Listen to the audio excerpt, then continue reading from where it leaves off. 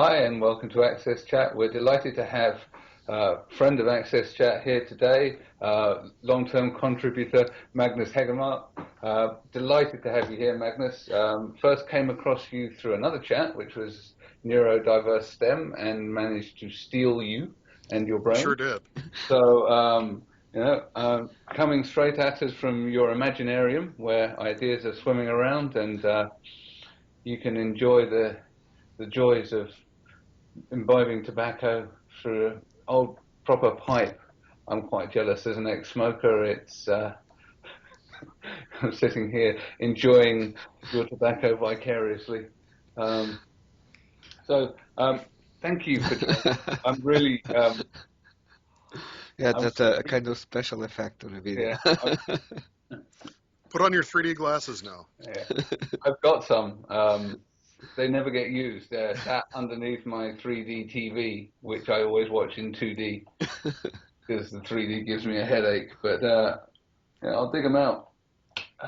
So, tell us a bit about yourself and what you're doing. I know you have number of interests. You're very diverse interests. Obviously, you talk about neurodiversity, but you work in the software industry. But also you do all of these amazing fine art projects as well. So let's start off with a bit about you, and then we'll dive into the various different areas of your creative and professional life. Okay, so thanks for having me. It's a real honor to be here on Access Chat. I am a middle-aged man, married. Yes, autistic kids do grow up, and some of us do find romance and get married. I married my high school sweetheart, Claire, and we have 3 lovely daughters together. 2 of my kids are neurotypical, and 1 is autistic. And it's actually through the diagnosis of our autistic daughter that I myself was diagnosed. Otherwise, I flew under the radar most of my life with mental health care professionals telling me they knew something was off, but they couldn't put their finger on it. And it was only when having the professional screeners in our home and in our lives evaluating our daughter that they started observing me and asking me questions. And so that really, I think, was a life changer. I think I would like to say, if there are any adults out there that know they're a little different, that are perhaps around my age, I'm in my 40s.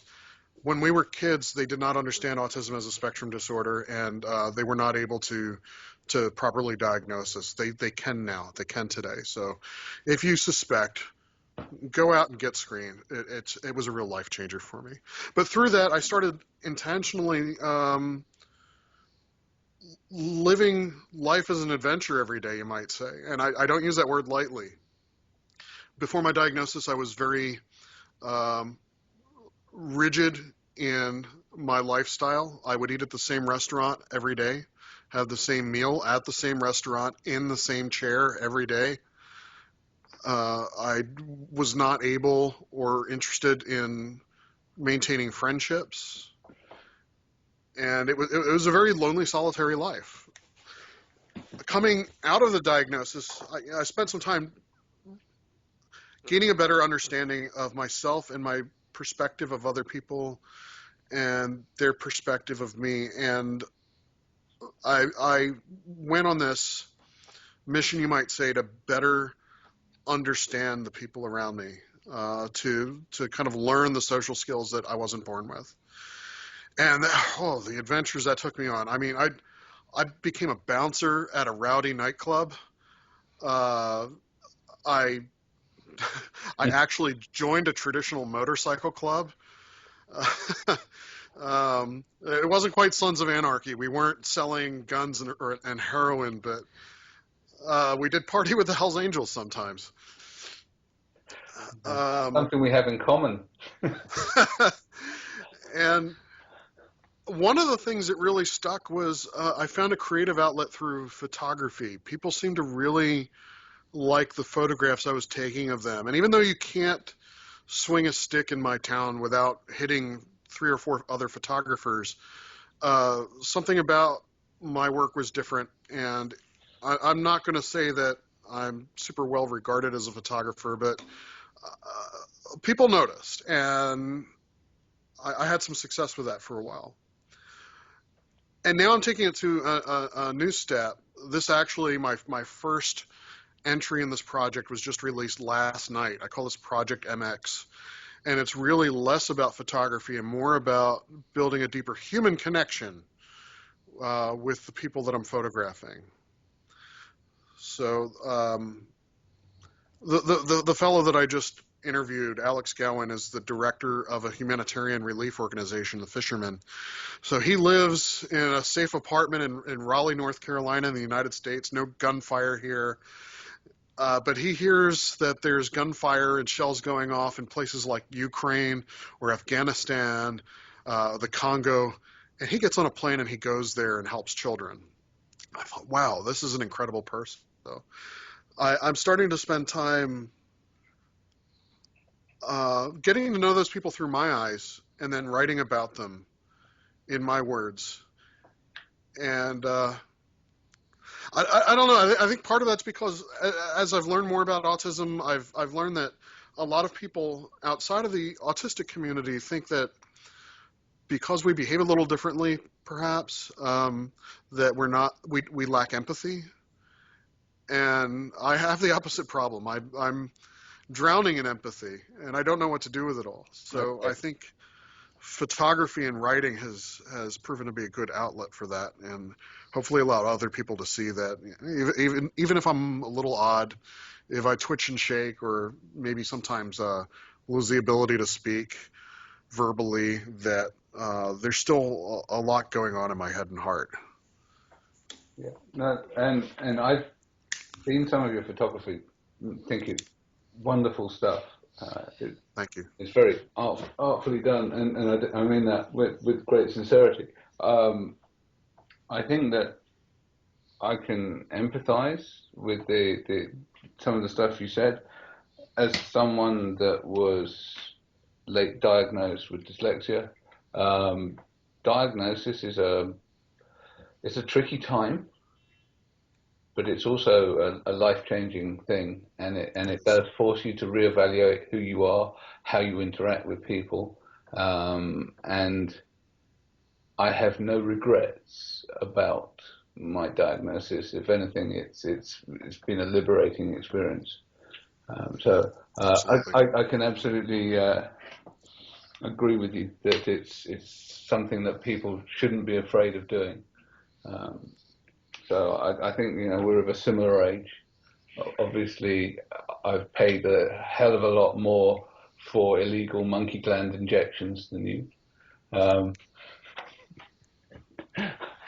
But yeah, so I'm also in my 40s, and it wasn't something that was diagnosed that much within my age group. Either you were certainly, you had to be at the far end of the spectrum of dyslexia to get any kind of diagnosis. You had to be really, really, doing all of the things that people classically associate, like that, mixing up the letters and transposing things and stuff.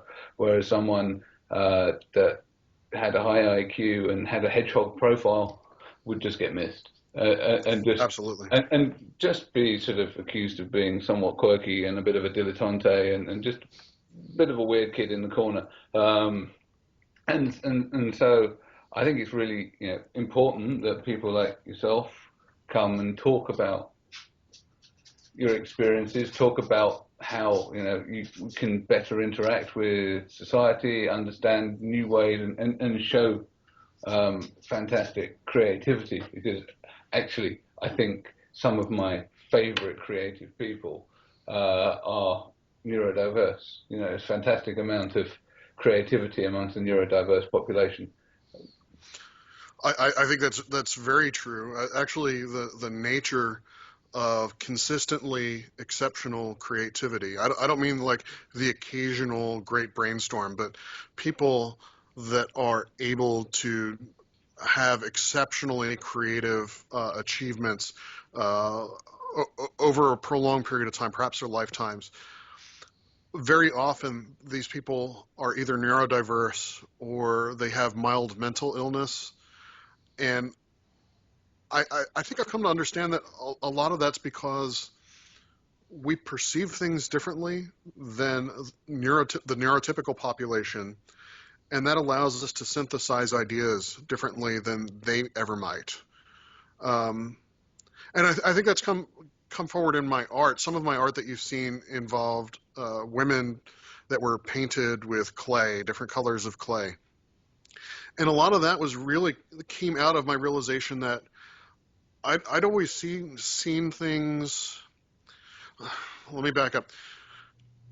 Neurotypical people have a habit that is odd to me of speaking in metaphors first.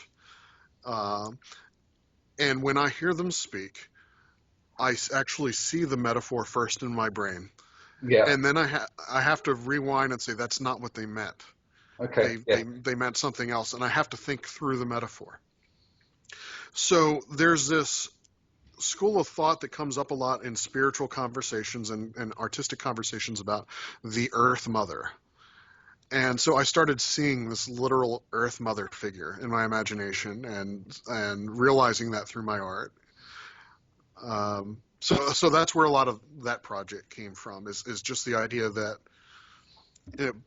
people would use metaphors and not even picture in their own heads when making these metaphors the literal interpretation of what they're saying. And that's exactly how I'm seeing the conversation as it unfolds. Yeah. Like when you made a joke earlier about being injected with monkey glands, and that's the first place that my brain went, and I had to think that through.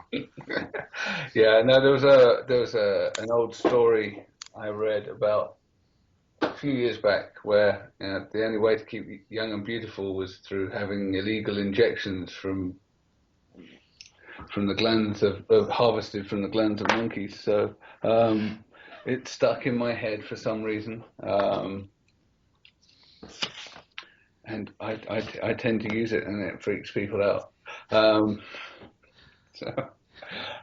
So I'm really interested in something that I know that you do a lot of, and that is you work in the IT industry for your sins, as do we all.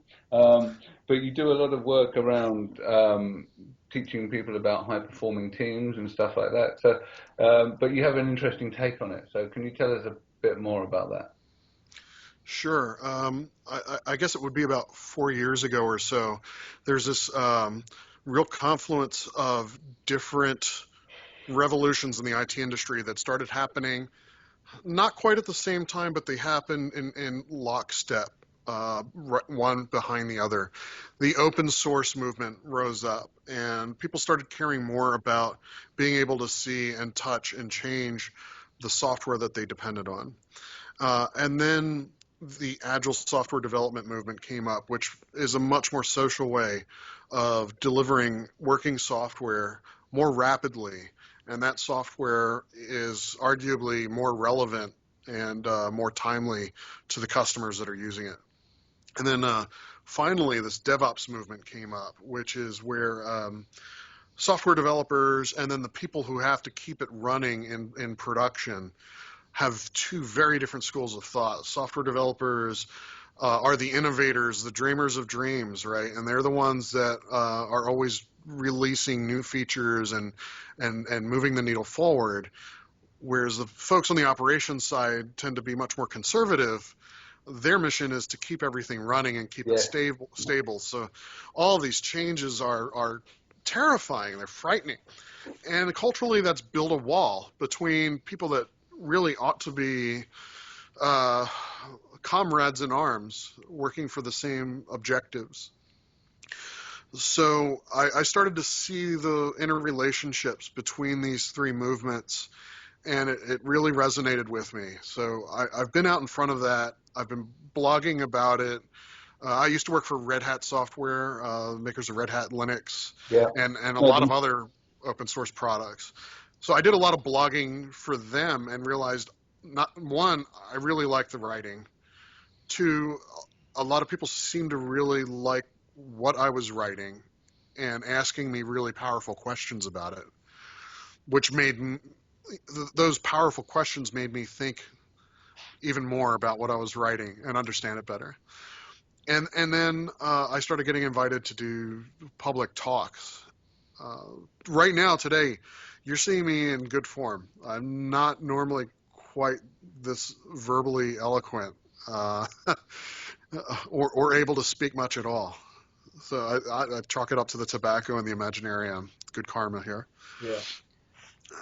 But yeah, I've been able to get out in front of crowds and tell them a little bit more about how this all works and how to measure success, right? If you're going to make these big changes, how do you know it even did anything? And now more recently, I'm also starting to add in the part about consideration of neurodiversity. One of the things that's been a torment to me, actually, in this agile movement is that software development has become much, much more social, almost confrontational. They've removed the partitions between desks, so people are sitting like looking right at each other, eye to eye, which if you know many autistic people, like that's uncomfortable. Even right now in this video conference, like I'm looking all around except at the screen. That's difficult. A lot of conversations happen now every day around the software development process, and that's difficult too. It's a challenge.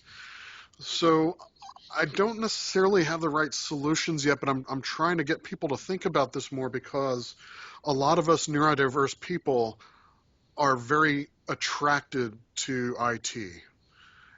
And so even though just on autism alone, roughly 1 in 62 people is thought to be on the autism spectrum today, I think a disproportionately large number of those people end up in the STEM fields, especially software engineering.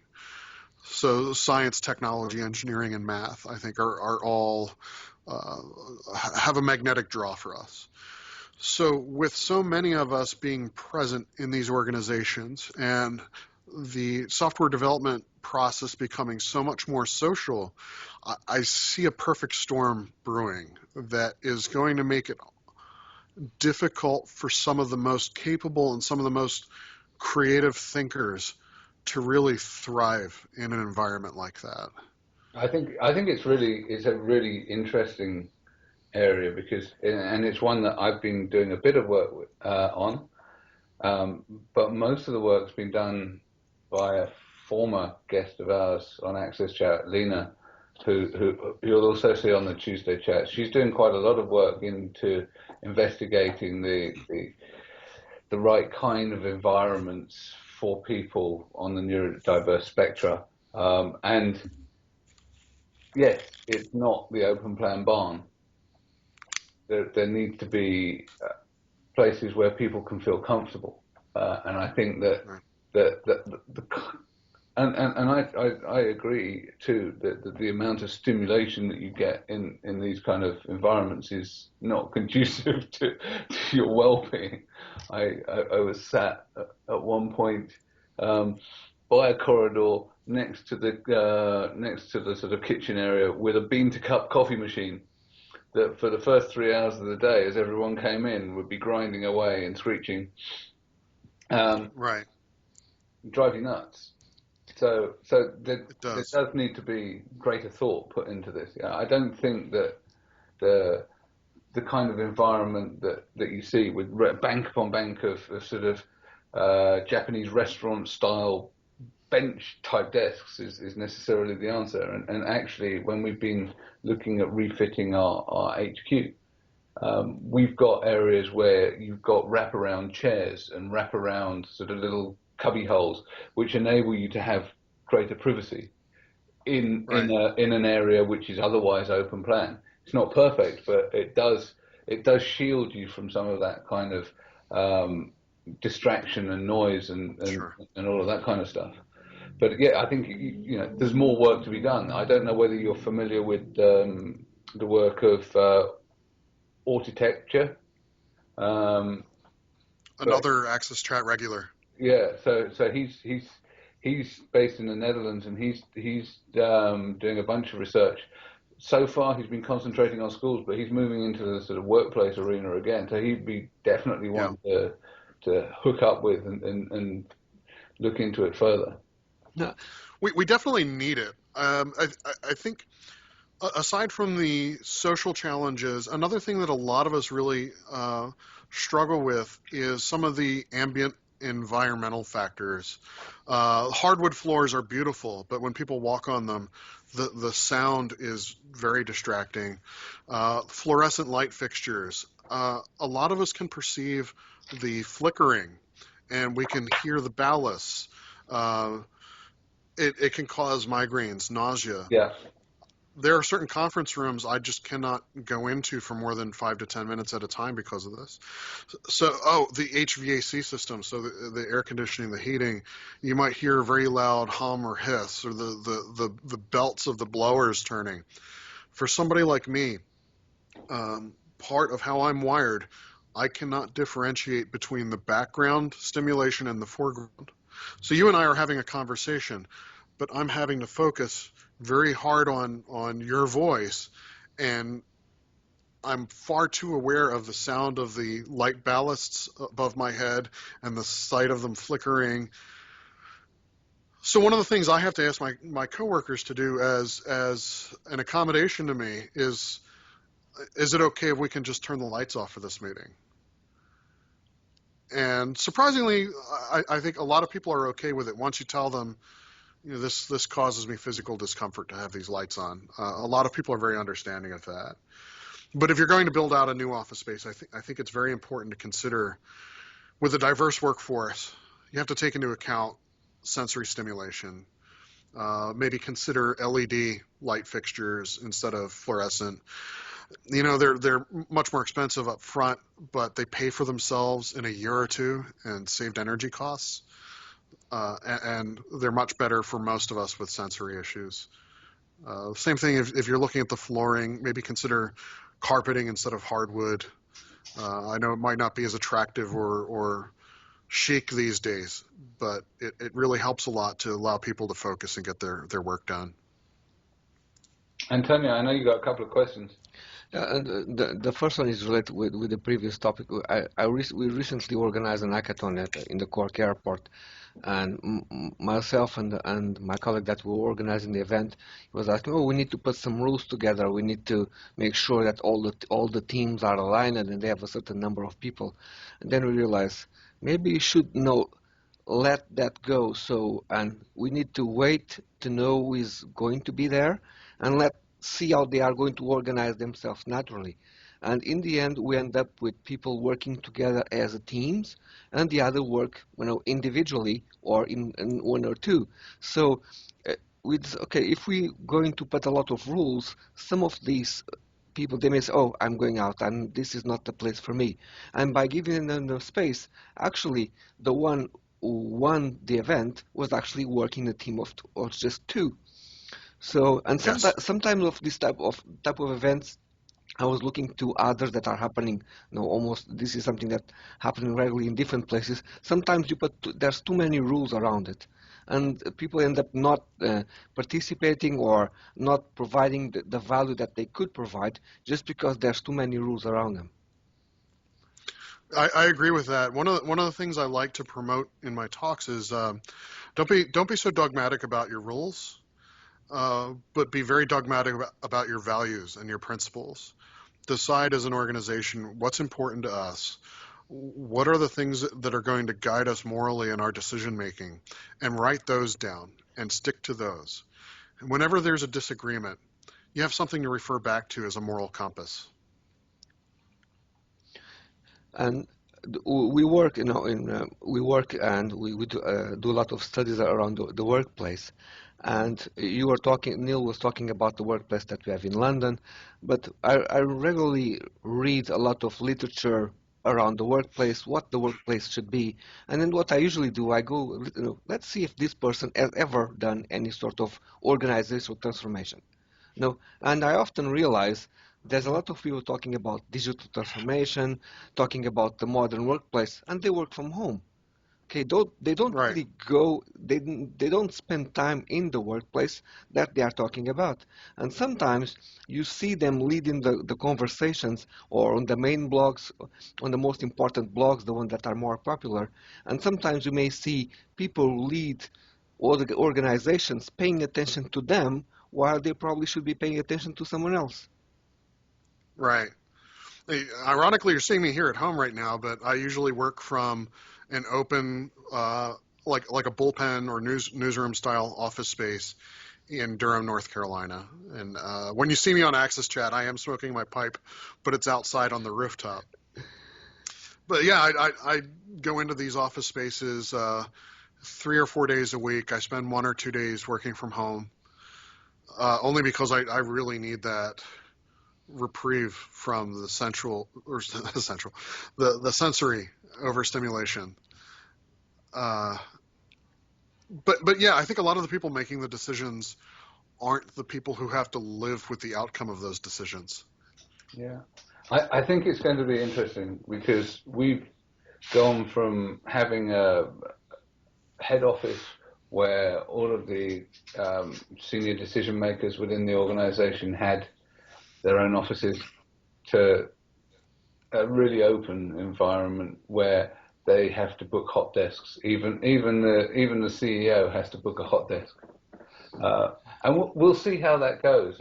I think there may be some swing back the other way, because I think that there is something to be said for having some personal space. It's one of the reasons. Someplace to call home. Yeah, absolutely, and I understand the need for flexibility. You know, we quite often, as people are traveling all over the place, you need hot desks. Hot desks there is a validity to the case, but not everyone should hot desk, and there are good reasons why people who are neurodiverse may not want to, and may be more productive if they don't have to.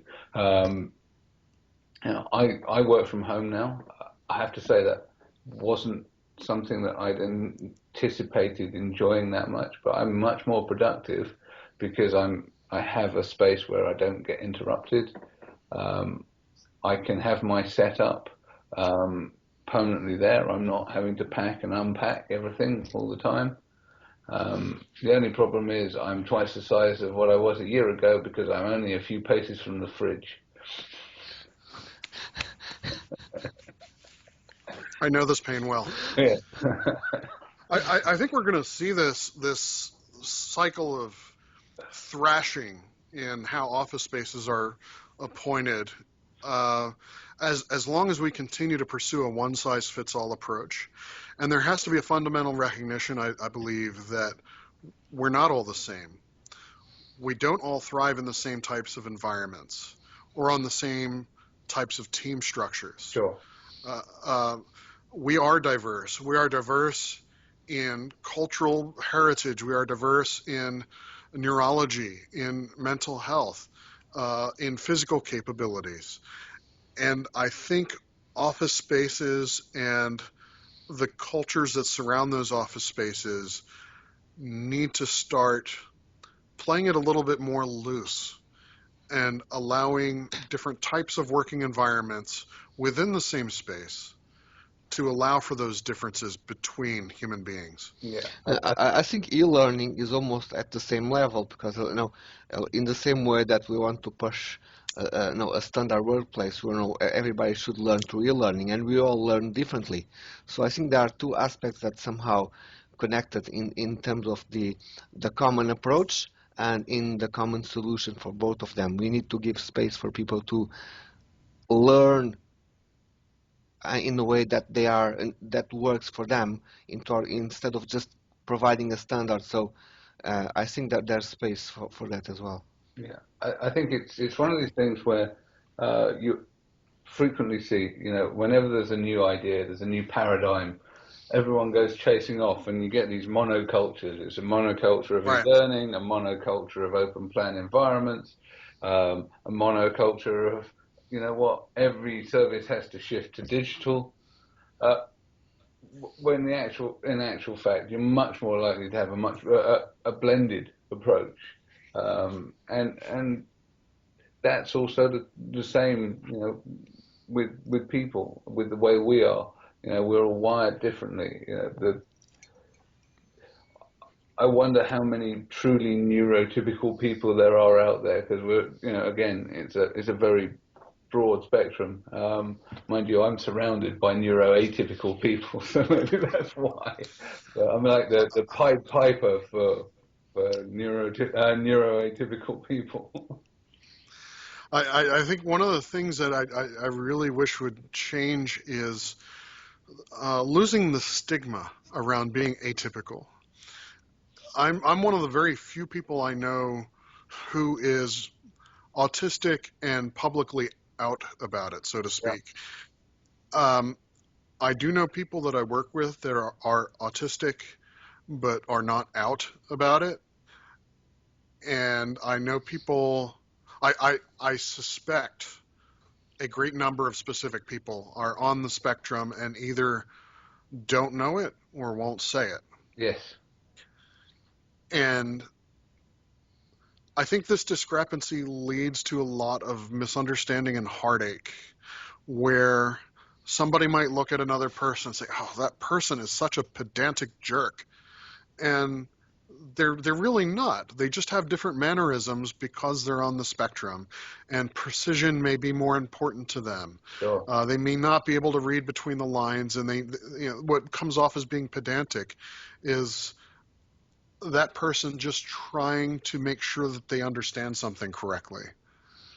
Yeah, I think that's a great point. So I think we're pretty much at the end of our half hour. It's been great chatting with you. Time flies. Look forward to being on Twitter, and it'll fly even faster when you're the guest. So thank you very much, Magnus. It's been great chatting. Thank you, and I'm looking forward to talking to everybody again on Access Chat. Thank you, Magnus.